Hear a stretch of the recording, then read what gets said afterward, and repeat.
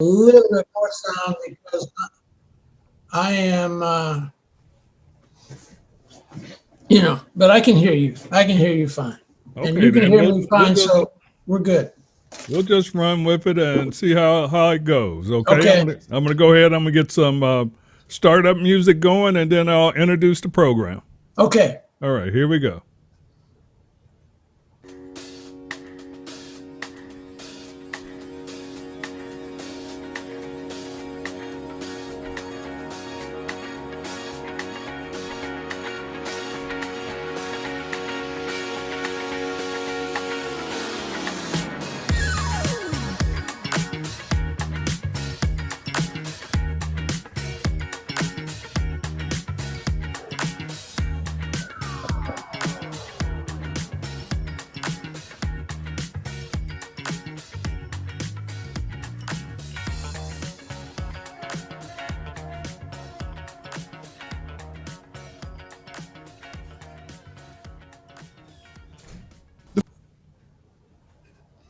The first revolution is when you change your mind about how you look at things and see that there might be another way to look at it that you have not been shown. Peace and revolutionary blessings. Welcome to the Right Authority Podcast. I am your distributor of information, the KCOG, and today we have a special guest with me today. Actually, not only is he a special guest to me, but I do consider this gentleman a friend and a comrade. We have worked together in the past on several projects, most notably, if anyone ever heard or listened to the Brooks Report, this gentleman is the producer of the the Brooks Report, and I actually produced the network that the Brooks Report aired over. We also work together on the board of Malcolm X Memorial Foundation in Omaha, Nebraska. And we also had a radio station with Malcolm X where the Brooks Report was again aired through our radio station. So before we get into the conversation, let's give you a little background on Brother Walter Brooks. Walter Brooks is an African-American journalist, social research investigator, and community activist with over 50 years of service in the 400-year war against white supremacy and racism in the United States of America. This gentleman has written for the Omaha Star. He was also professionally writing for the University of Nebraska, if I have that correct. Yeah, I did in communications and public relations. That is true. And he was also, him and his lovely wife, Sherry, was very much an activist in HIV and AIDS. In fact, Yes, you guys won an award in that area.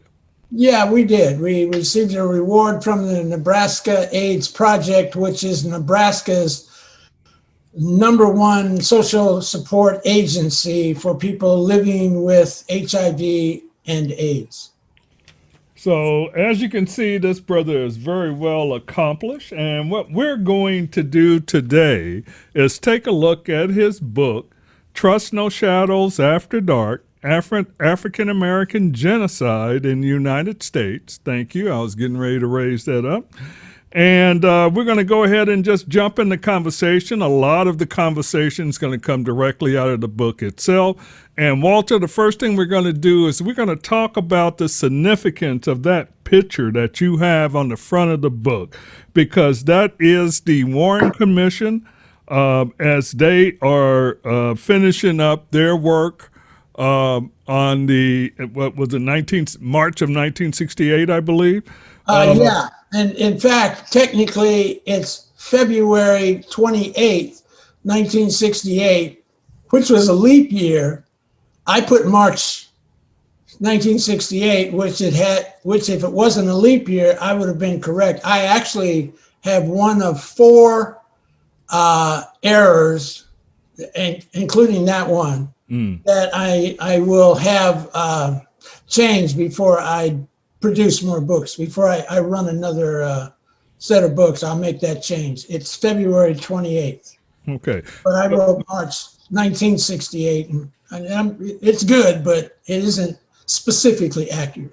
Okay. And I appreciate those comments. And the significance of that particular photo was the Warren Commission was pretty much commissioned after the riots of 1965 through the 1968 riots hadn't happened yet, because 1 month later, after King was killed, you had the riots of 1968. But the riots of 1965, 1966 had already happened, and they were trying to figure out why Black America was so unhappy. So just for an introduction into the book, can you give the significance of the Warren Commission? Well, first of all, the Warren Commission was a presidential commission because by the time the commission was activated in September 1967, the African American people, starting with the Birmingham, Alabama resistance in 1963, in the wake of the 16th Street Baptist Church that was blown up and 4 little girls in Sunday school were killed. The protest in downtown Birmingham of African Americans over that terrorist bombing that killed 4 little Black girls was met with an extreme amount of violence by the law enforcement community of Alabama. They used fire hoses. They sicked police dogs on the This was a peaceful demonstration, mind you. Nobody was breaking out windows and stealing stuff. You know what we've kind of become accustomed to in a lot of these situations. And this peaceful demonstration against this terrorist bombing was met itself with an extraordinary amount of viciousness by the law enforcement community. From that particular day all the way up to September 1967, an arc of a little over 4 years, there were documented over 100 different Black communities across the United States of America had risen up in violence against the law enforcement and their city. So by the time that this commission was created by President Johnson, it was like, we got to figure out, because Black people are literally rioting every couple of months now. Mm-hmm. And we need to look at what this is all about. So this commission was to study what the heck was taking place in the African American community, because clearly we were no longer that passive, violent population that the white race in America had been accustomed to for the last couple hundred years.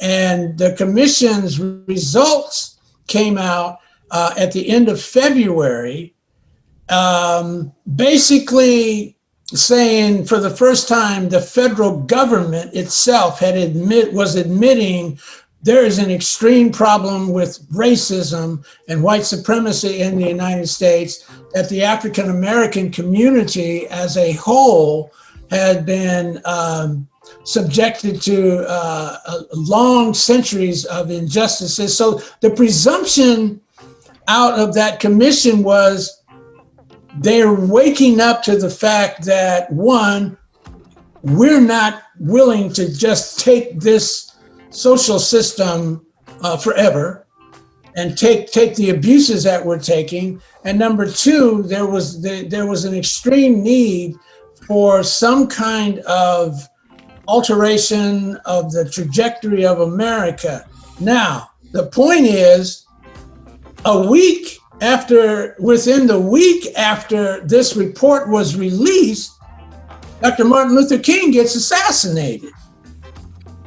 So, the question then became, well, if the Kerner Commission has just told the American people in full, Black people have been abused and mistreated and injustices abound, and something needs to be done about it. And basically 5 days later, Martin Luther King is assassinated. Well, clearly the country's going in the wrong direction. And in the wake of Dr. King's death, there were another 120 violent disruptions protesting his murder. Mm-hmm. So the reason I put this photograph, this is a historic photograph that when President Johnson was signing off, he's signing off on the Warren Commission findings.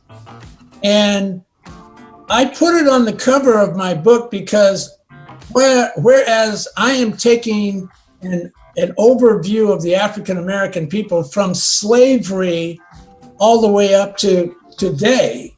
My book was published in 2021, and my citations and my information is really within, a lot of it is within a few years of that. So, 2017, 2018, 2019, even though I've been working on my book for decades, I continually updated the information that I was putting in my manuscript so that when it was finally released, it wasn't going to be people looking at the information and going, well, this is information from 20, 25 years ago. No, my book is extremely, extremely up to date. And the heart of it, the heart of my book is to ask the question. In 1968, the civil rights movement was really at its apex. The Warren Commission said Black people were the most oppressed, discriminated, abused population in the United States of America. So it's like, okay, well, we're kind of, for this moment, on the same page. Because we think so too. Well, and it really seems like Go ahead, sir. Where are we going to go with this? And my book is essentially saying there has been one epic failure after another since 1968, and that the trajectory, in my estimation, of the United States of America is that if something doesn't radically alter the movement and direction that this country is going into, I do not believe we are going to avoid a genocidal war, because I think the African American people are going to have to be destroyed, because we're not going away. There is no other country for us to all go to and immigrate to. And if justice is not going to be given to our people, then I don't see what's left besides maybe it's time to kill us all. And that is a strong possibility. And one of the things that came out of the Warren Commission is that the society, as far as Black and whites were concerned, are separate and unequal. And do keep in mind, they have been working off this premise ever since. Now, Walter, I have listened to a lot of the programs you produce, and I remember when you did the Neely Fuller interview. Yes. And of course, you have some comments here in your book with Neely Fuller. Yes. And one of my favorite is his quote on white supremacy. If Yes. you do not understand white supremacy, what it is and how it works, everything else that you understand will only confuse you. And you followed that up. Go ahead. Fuller nailed it. That one sentence. If you don't understand white supremacy, everything that you do understand will only confuse you.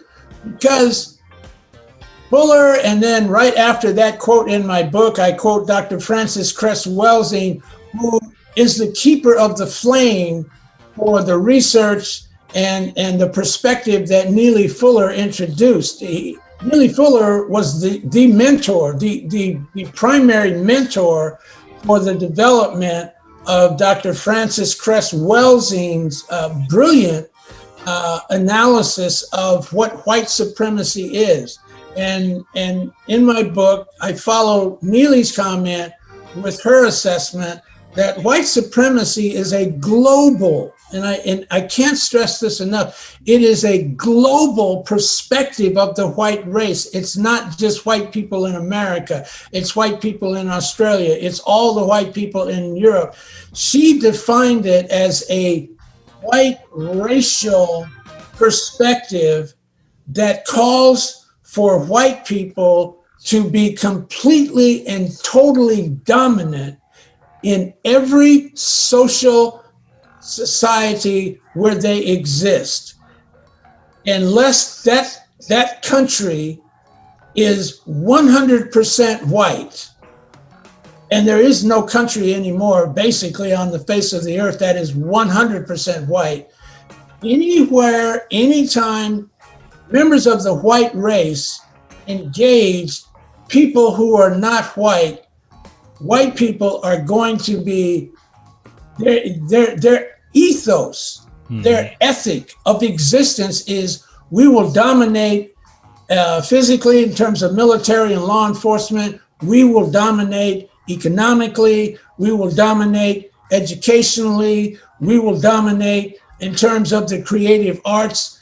Every single aspect of human existence, if white people come into that environment, they feel their existence, and this is important, their existence depends on total domination of every aspect of human existence in that relationship with whatever people of color it is around the world that they're facing.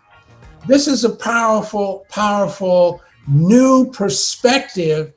And the reason that it's so important, and going back to Neely Fuller's maxim, that if you don't understand white supremacy, whatever you think you know is only going to confuse you. That's where we are today. That's exactly where we are Since today. 1968, why is it that virtually nothing has worked for African American people? Hey, we vote.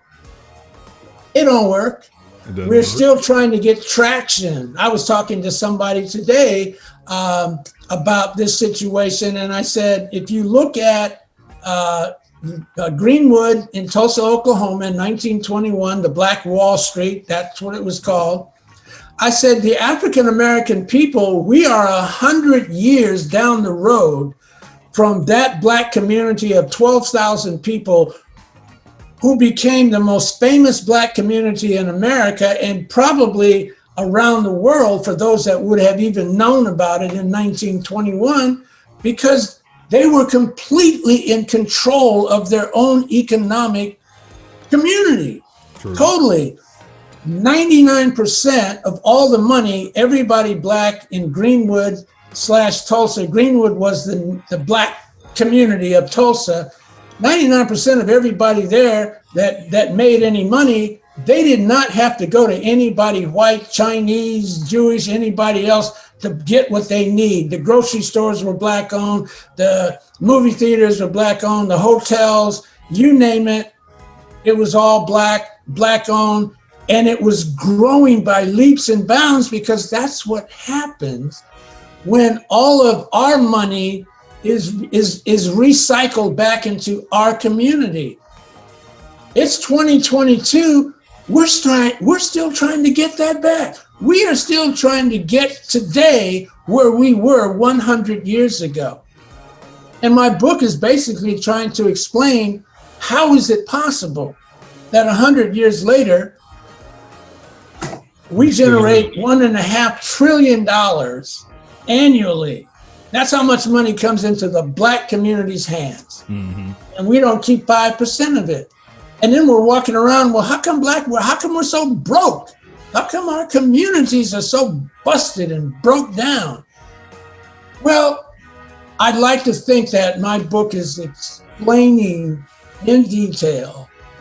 I'm capturing the data, trying to show how we got to where we are today. Because we've got to understand, if we keep doing what we're doing, 50 years from now, not only will we not have made any headway, we're going to be so incredibly worse off than we are now, we may all be dead. There's another interesting quote that you have in the book. This one is from a speech from Dr. Martin Luther King. Yes. That was done on April 14th, 1967. Yes. It starts off in the final analysis, racism is evil because its ultimate logic is genocide. Hitler was a sick and tragic man who carried racism to its logical conclusion. and he ended up leading a nation to the point of killing about 6 million Jews. This is a tragedy of racism because its ultimate logic is genocide. Now, Yes. most people don't even know King made that statement. Carlos, finish that quote, because I want people to hear the examples that he gave. So just finish the last sentence or two of that, please. Okay. If one says that I am not good enough to live next door to him, if one says that I am not good enough to eat at a lunch counter, Yes. or to have a good, decent job, or Yes. to go to school with him merely because of my race, he is saying consciously or unconsciously that I do not deserve to exist. Okay, that quote was so critical.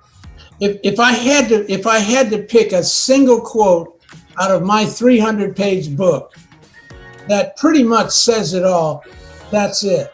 Because you see, look what he mentioned. He said, go to school. If you don't want to let our kids go to school with your kids, if you don't want us to be gainfully employed, if you don't want us living next door, if you don't even want us to sit next to you and eat a damn hamburger, well, you don't even want us around. In other words, if we were all dead, that would be much better for you in your existence. And the reason that quote is so important, and then he connects that to the Holocaust, the destruction of 6 million Jews, because Dr. King understood this is where it starts. Yes. The Jews, Adolf Hitler didn't wake up one morning and go, hey, I got a great idea. Let's kill all the Jews in Europe. Mm-hmm. The anti-Semitism against the Jewish people had been building for centuries. They were undergoing discrimination in this area and that area. They had never created or been caught in a situation like the one that they were under in Nazi Germany. But the critical thing that Dr. King has established is, if you are discriminating against me now, if you're following me up and down the stores because you think all blacks are thieves, if the cops are killing us like lunch tickets, if they're killing us over nothing, all of these killings, black people had no weapons, black people never put their pinky finger on the police officer, and yet the perception of our people in America is that we are already so dangerous that you better kill us and ask questions later if you know what's good for you. Well, that's genocide. You're already got us on the track. If you're killing us the way we're being killed now, the idea of killing us all is not far-fetched at all. In fact, in the start of chapter 1, where I deconstruct, I break down the greatest book ever written about the Holocaust, and it's called The Destruction of the European Jews by Dr. Raul Hilberg.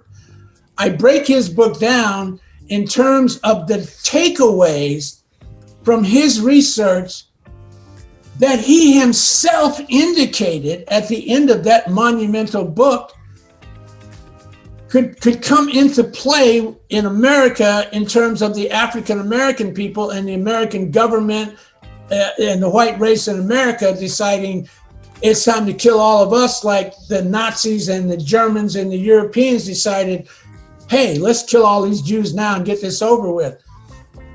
Dr. King. Before we dive into chapter 1, I want you to mention or give the significance of James B. Conniff. A lot of us don't understand that this whole thing is put together like a puzzle. They had the right people in the right place to do the right things. And before we get to Dr. Hilberg's work, which is the real crux of where you're making your comparison to the European Jews versus us here, give us a little background on James B. Conniff. Well, My book itself starts out, the very first quote you'll see is Dr. King's quote, not the whole one, but the line that the ultimate logic of all racism is genocide. That's where it will end. And then the second quote to start my book is a quote by a man named James B. Conant. He was a PhD chemist at Harvard University. He went from that to chairman of the board, chairman of the chemistry department, and at the age of 40 was appointed president. So he was president of Harvard University for 20 years. And the reason, not only was his quote very important, because his quote established, he says, America was born with a curse. And that curse was the enslavement of the Black race. And I totally agree with that.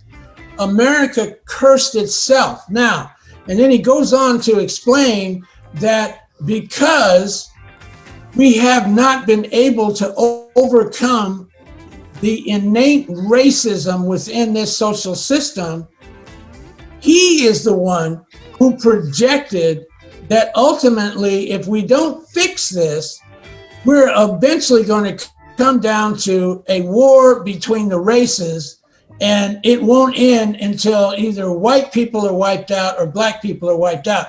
That is the man who was the former president of Harvard University saying this. Now, when you get into, I discuss his background, because what I'm trying to get Black people to understand, we look at racists as these guys that attacked the Capitol building January 6th last year, the Ku Klux Klan, the Proud Boys, these yahoos. We see racism at what I consider a very, very low level of what they call hanging fruit. Well, yeah, these are obvious racists. Is Warren Buffett a white supremacist? Nobody's ever asked the question. So how do we know? Is Bill Gates, is Jeff Bezos, the people who rule America, they are so high up in the echelon of the social system. We are down here going, oh, all the racists are down here with us. And I'm like, but what about the people who actually guide and direct and are the true powerhouses that determine which way this country is going? How do we let all of them and go, well, you know, what's happening in the murders of 10 Black people in Buffalo, the Uvalde, Texas, where he went and killed all those Latino children. You know, all these things are going on, and none of these people, they don't even show up. What does Warren Buffett think about mass murders of various ethnic groups? Has anybody even asked him? These people are untouchable. And so I bring James Conant in to say, if we're going to start analyzing white supremacy, we don't start at the bottom with people wearing sheets and hoods. We start at the top. Because the people wearing sheets and hoods, the Proud Boys, and these white men walking down the street with their tactical vests and assault rifles, and everybody's like all scared. They don't run America. They do not. They have no power, no economic authority over anybody. That's why they're freaked out. They're the white people who are like the ones that are going to go down first, because they're the closest to the bottom. We're under everybody, but the white people closest to us, right above us, they're terrified that the system is breaking down and they're going to be pushed down into us. So James B. Conant, again, the United States of America, and I'll make this quick so you can move to your next one. The United States of America dropped 2 atomic bombs on Japan. Okay, we know this. Nobody else in the whole world in 75 years has actually used a nuclear weapon against human beings. When America dropped 2 atomic bombs on Japan, the primary air military commander in charge of bombing Japan, they had already firebombed 67 Japanese cities, killing over 500,000 people, and burning them out, and creating over 5 million homeless Japanese refugees. That was already done before we dropped 2 atomic bombs. James B. Conant was head of the committee that made the decision to drop those bombs, and he was the most insistent advocate to say, no, we've got to drop these bombs on the Japanese people. Now, had it not been for that, we would go, oh, hey, that's the president of Harvard University, one of the most intelligent, respected academics in the world. And I put in my book, that's true. And he also was a cold-blooded racist killer. Mm-hmm. This is what we've got to see. Just as Dr. King said, if you don't want me to have a decent job, you don't want me to get a decent education, you don't want me living anywhere near your people and all this stuff, you are basically putting me on a track for genocide. That's what I'm saying about people like James B. Conant. We have to stop this sense of, well, the famous and the rich, they're not like the Ku Klux Klan. Actually, they're worse than the Klan. Because they make policy. Stop a lot of things going on in this country, and they won't do it, which means they don't care about our lives whatsoever. I don't think Bezos gives a damn about black people. I don't think Bill Gates does. I don't think Warren Buffett does. I don't think the 5 Walton heirs to the Walmart fortune, those 5 children of the founder of Walmart collectively are now worth over $300 billion. They don't care. No. They don't care about us. And, that's what we're dealing with. And this is the interesting thing. Of course, Harry S. Truman was from the Kansas City, Missouri area, and the Truman Library sits in Independence, Missouri, which is probably about a 20-minute ride from where I sit right now. And when you visit his library, they do have a little quote after he left office to where he says that he regretted that we dropped those bombs on Japan. He felt that the war could have been won without doing it. And of course, when you hear a quote like that, you have to ask, why did you do it? And you just kind of laid that out for us. But moving on, getting to Hilberg, 2 things I found very interesting in the book. Number 1 is that you actually had communications with him before he passed. It was a simple letter that he wrote back to me. In 2006, and understand, my book was not actually published and available on the street until October 2021. So 15 years beforehand, I felt I had the focus and the layout of what I wanted to write and where I was going to go with it. And I sent him essentially a synopsis, or that's a big word for a summary. This is what I'm about to write. This is where I intend to take it. I let him know that I was going to use a lot. I was inspired by his book, and I was going to pull a lot of material from his book because he was the first writer of the Holocaust who actually ended his book saying, if something like this were to ever happen again, it could well be the United States of America with Black people as the target population. That was my inspiration when I read his book in 1975. That's how far back this goes. The seed was planted when I discovered his book and I read his book, and I realized he had analyzed how the Nazis did it. That was his focus. It wasn't so much like, I'm going to give you all of the horrible details of every death and gas chambers and all that. It's all in there. Mm-hmm. That wasn't his mission. His mission was, how in the hell did the German Nazis take one of the world's smartest, most cohesive, most economically self-sufficient? Everybody in the world respects the Jewish people for their ability to function on this planet, no matter where they go. They take care of their own communities and so forth. How did this smart population find themselves caught and trapped and helpless? And I mean literally so helpless. The Nazis just took 6 million of them and just pretty much killed them all, and the Jews barely mounted any kind of defense. So I was totally caught up like, wow. And then when I read the little reference that he made to Black people in America and the steps that he sees being taken in America, slowly but surely setting the African American people up along the same lines, not exactly the same. The World War II was 75 years ago, but he identified some action steps that in 1975, when I read his book, I said, this stuff is in play. Mm-hmm. These issues are in play against our people right now. And I was off and running. That was the seed.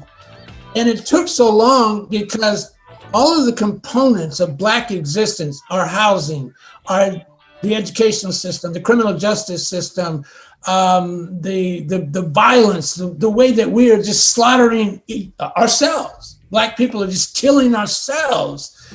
The breakdown of our families and all these issues, I had to basically learn through research how all these things came to be before I could then kind of package it in a way that became what is my book, Trust No Shadows After Dark, African American Genocide in the United States of America. So that's why it took decades, because I'm teaching myself. And as I say in my book, the hardest thing that I had to fight against in me was this sense of, we Black people, we are basically a very positive people.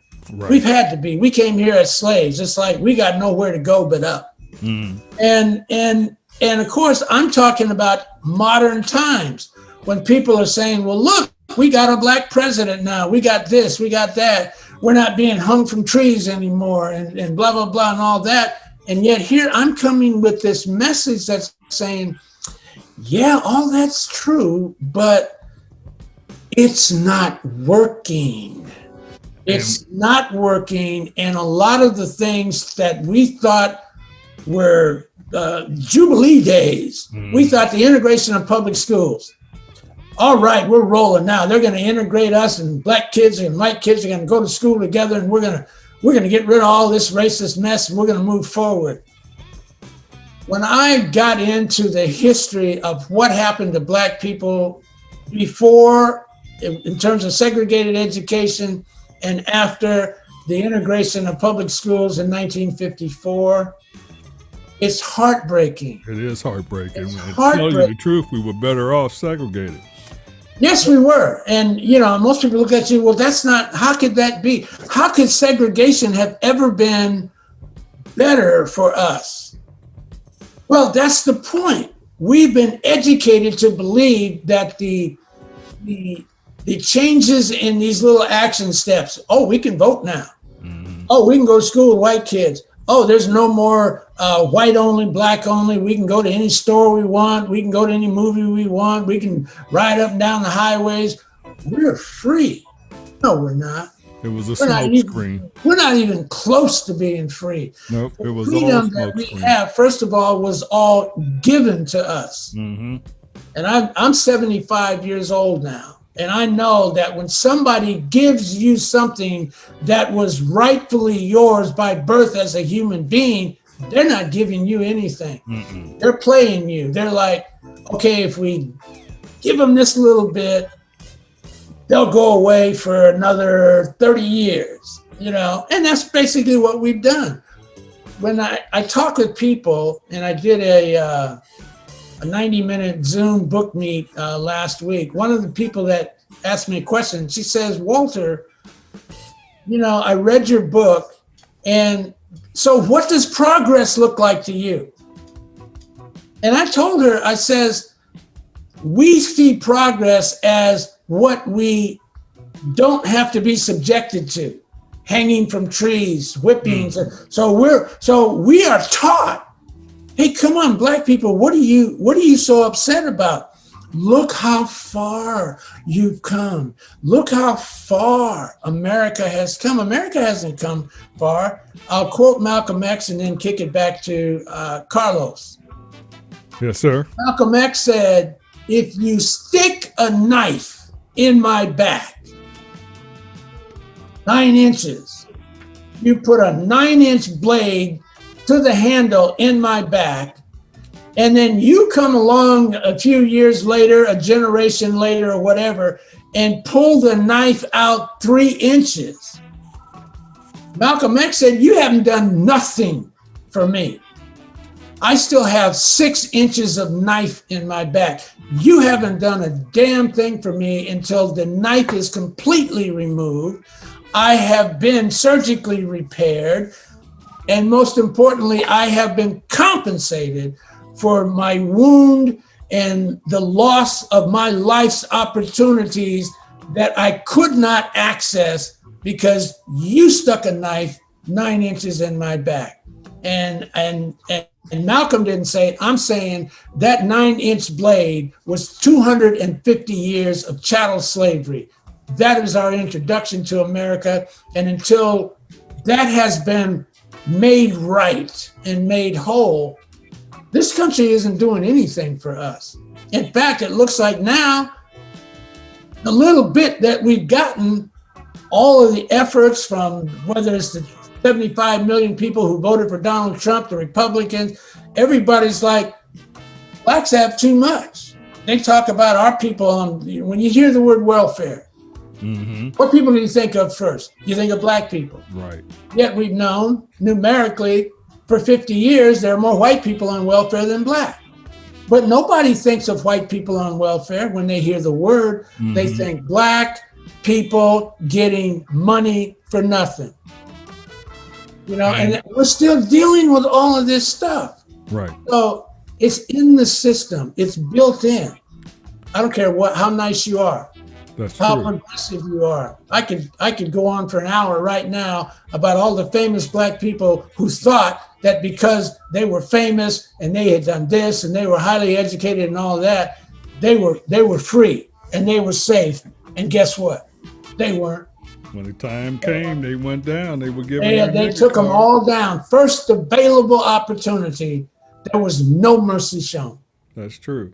The next thing I'm looking at here is the absorption and destruction process. And what I'm looking at here is actually a brilliant thing you did here, Walter, because you took Hilberg's 7 areas of absorption and destruction, and then you flip that into where we are and with Black history and how those same headings are now set up for Black people. I thought that was just brilliant.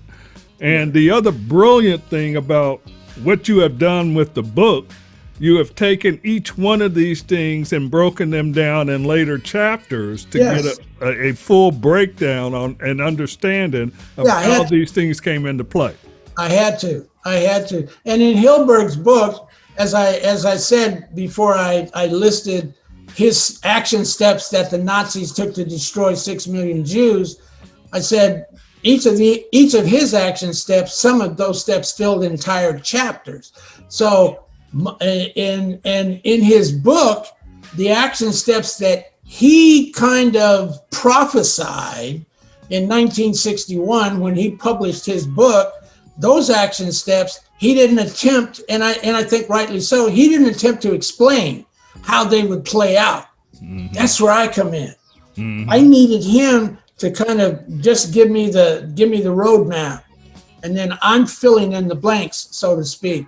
And it's really important. The word absorption, it's important to understand. In America, we as Black people, we tend to think in terms of segregation or integration. Raul Hilberg didn't say segregation and integration. He said absorption and destruction. Now, we knew that segregation was destruction. you know, all of our ancestors, our grandmamas, our great-grands, and all the people in our family, they could tell us from living experience how destructive segregation was to our people. Now, when the system opened up, starting basically in the late 40s and then 50s, and then really tried to open the door, crack the door open, what they did was they said, well, instead of being a monolithic wall of whiteness saying no black people can get on the other side of this wall, they cracked the wall open a little bit and let black people in. So now all of a sudden, black people are starting to get what they call living wage jobs, all of just about 90% of which were government jobs. And I talk about how that has come back to burn us and bite us, because we didn't think economics creating our own businesses, because when the white folks gave us good jobs, we stopped thinking about the independent black economy, because look, I got a good paycheck, so I can afford to buy what I want to buy. Mm-hmm. Well, yeah, until you lose your job, then you write back. See, but the point was, his word of absorption is simply this, and I'll tell you why it's so important to me. Absorption means you're going to take within your side. We're going to take a certain amount of blacks into our system. We're going to absorb a certain amount. But remember, what is one of the oldest things about black people, where they, in terms of race, if you've got one drop of black blood, to white people, you're black. If we know you got one drop of black blood in you, you are black to us, even if you can physically pass for white anywhere in the world. Okay, the absorption process works the same way.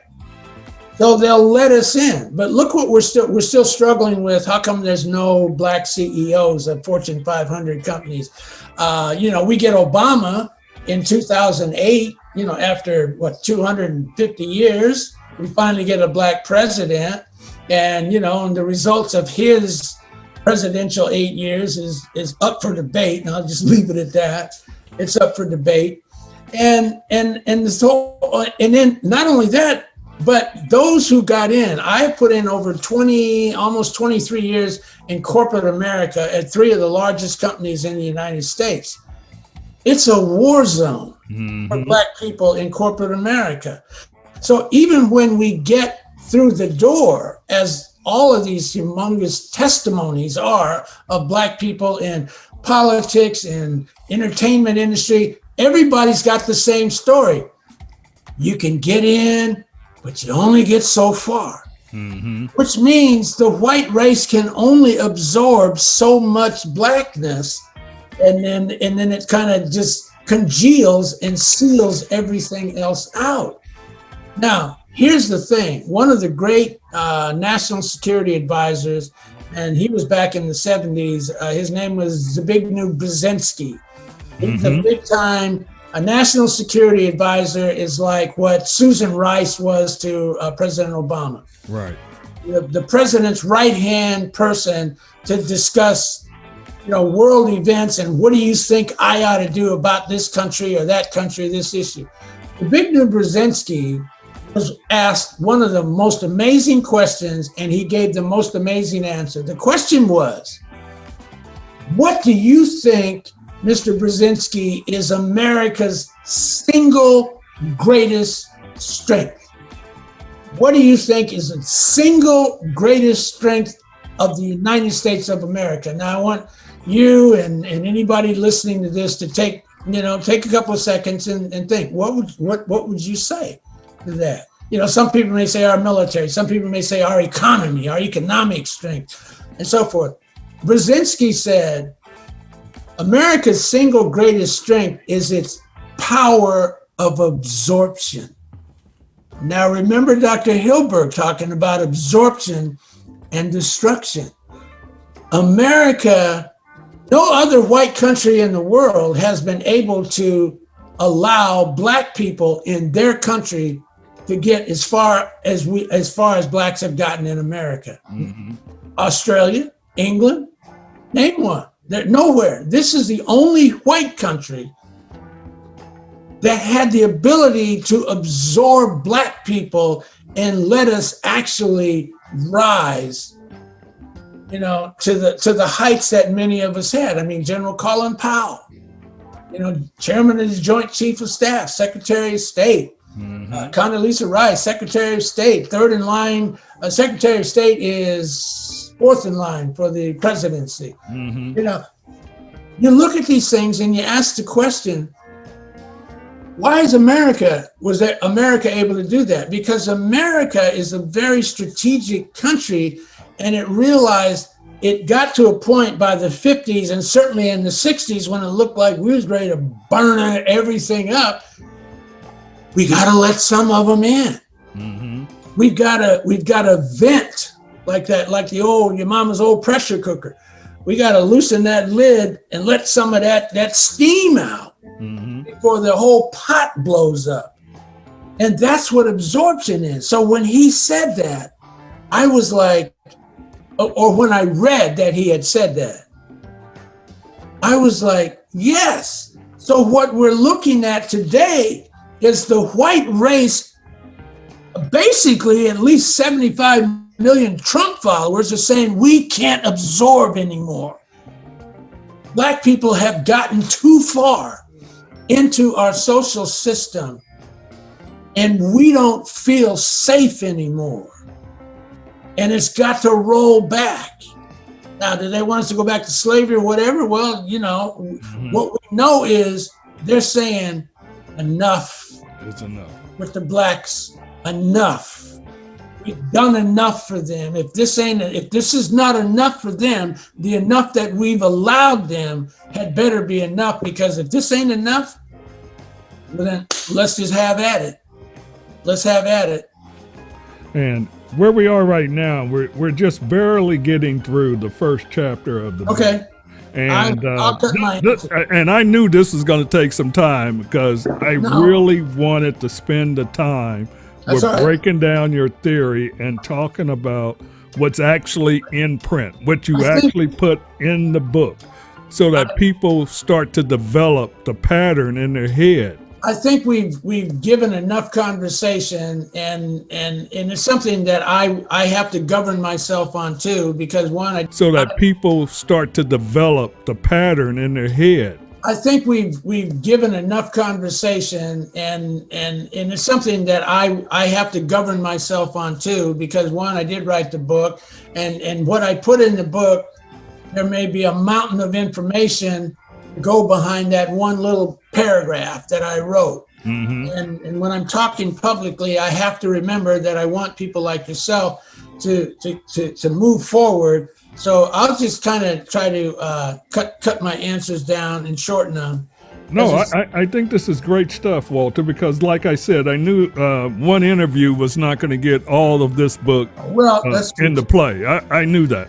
And the importance of where we are with this first chapter is setting the stage for the rest of the book. I'm talking about genocide, and a lot of people have looked at me like, come on, Brooks, America ain't that bad. And I'm like, well, no, there are no gas chambers. There are no pull up the trucks and let's go kill 5,000 black people today and then do it again tomorrow. No, that's not happening yet. But by the end of the first chapter, I think I've made it clear that this stuff can happen fast when it happens. And also, we don't know what the triggering issue will be that will just kind of set it off. But I think everybody in African American in America today realizes we're in a precarious position. Now, does that mean that they shouldn't pursue their chosen, if I want to be a dancer or a movie star or a singer or a doctor or a lawyer, am I supposed to not do that because the end of the world may be coming? No, that's our individualness in America as Americans entitles us to try, as our parents and everybody teaches us, you can be whatever you want. I'm not telling anybody you can't be whatever you want, because I think some really terrible things are coming, but I want people to understand you have to pay attention to what's taking place in the whole country. because they killed, when they killed the Jews, they killed everybody. There were no Jews that got to stay alive because they were rich, or because they were the greatest piano player in Germany, or the greatest painter, or the greatest actor. They killed them all because if you are a Jew, you're going to die. And in America, that is going to be what's going to happen. Nobody black, Denzel Washington is not going to be kept alive and the rest of us are exterminated. That's not going to happen. Nope. Okay, and Oprah's not going to be kept alive because she's Oprah Winfrey and the rest of the black population is being massacred. No, it's not going to happen like that. So we have to keep these things in mind.